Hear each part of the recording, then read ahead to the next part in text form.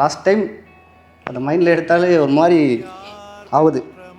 விஜய் ஃபேனா இல்லையான்னு கேட்டு தான் ஃபிக்ஸ் பண்ணி பொண்ணு பார்க்க வரும்போது அதுக்கு முன்னாடி கேட்டு வச்சுக்கிட்டேன். விஜய் ஃபேனாக இருந்தால் வர சொல்லுங்க, இல்லைன்னா வேண்டாம். தளபதின்னு சொன்னாலே அந்த பேர்லேயே ஒரு கெத்து இருக்குது. அது பேர் மட்டும் இல்லை, அது ஒரு பாண்டிங், எமோஷ்னல்.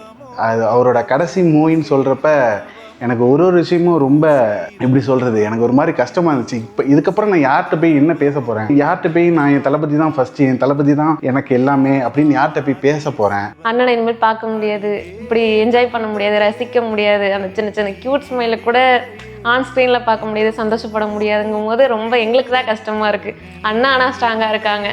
லவ் இஸ் பிளைண்டுங்கிற மாதிரி தளபதி நமக்குள்ளேயே ஒரு ஃபேன்ஸுக்குள்ளேயுமே இருக்காரு. எம்ஜிஆர், சிவாஜி, ரஜினி, கமல், விஜயாஜி, இந்த மாதிரி 3 எழுத்து மந்திரம் வந்து இனிமேல் திரும்ப வரப்போகிறதில்ல. நம்ம இவ்வளோ நாள் ரசிச்சுட்டு இருந்த ஒரு ஃபீல்டுலேருந்து அவர் என்டையராக ரிலீவ் ஆக போகிறார் அப்படின்னு நினைக்கும் போது ரொம்ப ஃபீலாக இருக்குது.